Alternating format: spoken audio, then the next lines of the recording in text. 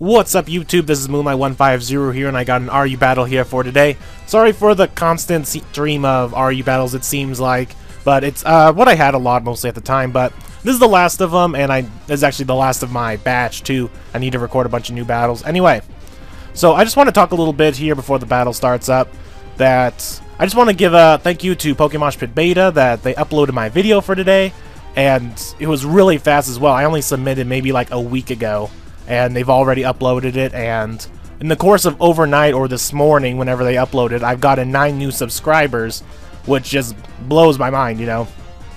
So I'd like to welcome the 9 new subscribers, the 9 that I've noticed by the time of this recording. So I'd like to welcome those 9, hope you enjoy what you like, I hope you don't find too much that you don't like, all that other, whatever else you want to do here, but anyway. So I'd just like to welcome those guys, and yeah, just thank Pokemon Pit Beta, and thank you guys for subscribing. Thank you for enjoying my narration on the Pokemon Pit Beta, even though I didn't like it too much. I thought I didn't know what I was talking about half the time. Anyway, so let's get actually to this battle now, since I've said my thank yous. So I have Mind Games my Uxie out here now, and he has his Slowking out. I think we're just doing a little bit of a stall fest. I'm trying to get my rocks up. Have I set up my rocks? I wasn't paying attention. I was too busy thinking about 9 new subscribers. Anyway, so he goes for the Scald here, and I think he gets the burn. Yep, there it is. Seems I just remembered this battle, even though it was like 2 months ago.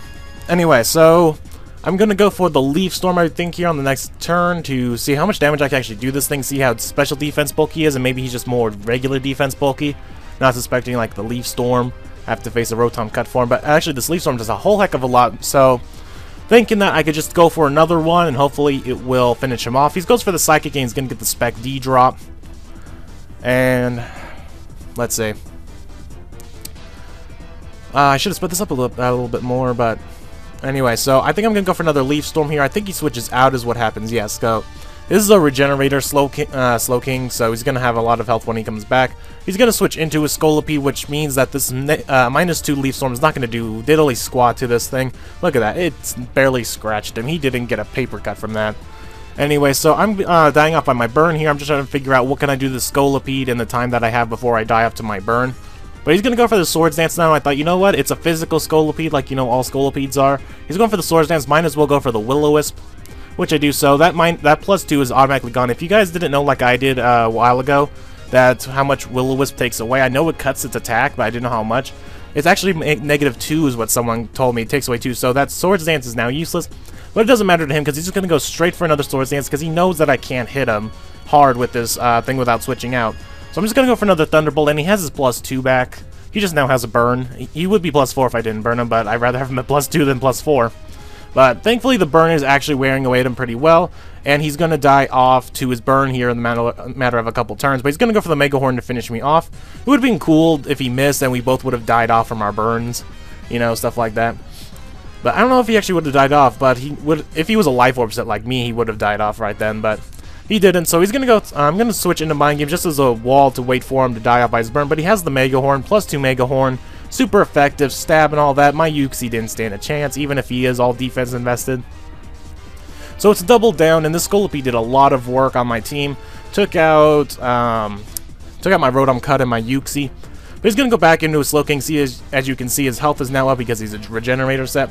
I'm going to go straight for my Physical Exorcism. I could have gone for Night Slash. I was debating which one would be better. I think Exorcism has a little bit more base power, I believe, if I remember correctly. I could be totally wrong. But Night Slash has a better chance for a critical hit. But anyway, he's going to bring in his Aerodactyl now. You know, not recently, but it did drop to RU a while back. It was UU for a while. He's going to go to for his Earthquake. You know, stab, super effective on my Rock type. Kabutops, so that's going to take out my Kabutops straight away. I'm going to go bring in my Powerhouse Nevada.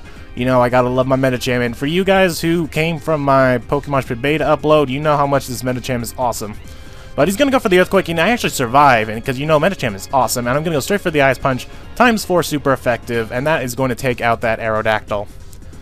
And I'm going to just barely live by Life Orb Recoil with 9 HP, so I only have one more hit on this thing. I'm pretty sure I'm faster than a Lantern, because Lanterns are all built bulky. And for you guys who don't know, I hate walls. I hate them so much. I almost never use walls. I just go for all attackers. So thankfully my Life Orb Stab High Jump Kick takes out this wall of a Lantern. I'm just going to go right into my Honchkrow Miller. He's going to bring in his Lilligant. Obviously, seeing the type disadvantage, I don't know which one is faster. I think Lilligans are a little bit faster, depending if you go all speed investment and the speed nature.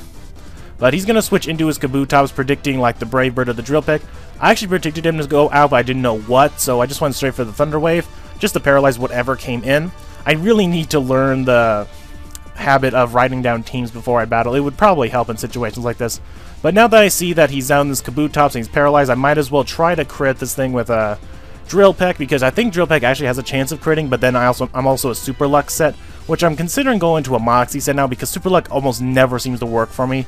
So, he's in this little bit red bar of health now. I'm just going to go straight into Mr. Smith, my Entei. And I'm going to, I think, yeah, just go for the Extreme Speed. I don't know why, I should have gone for the Iron Head. Would have been so much smarter. Maybe I blanked that he was paralyzed for a second. Because I tend to forget that a lot, especially paralyzation. I don't forget about burns or toxic, but when it comes to paralyzations, I tend to forget about that. But he goes into his Lilligant. I'm just going to take it out with a Flare Blitz, and that will be the game. So, good game, Spaceai, and I will see you guys next time on the next upload of anything I upload, you know. But anyway, I will see you guys next time. Make sure to like, comment, subscribe, all that other good stuff, and I will see you guys later. Bye.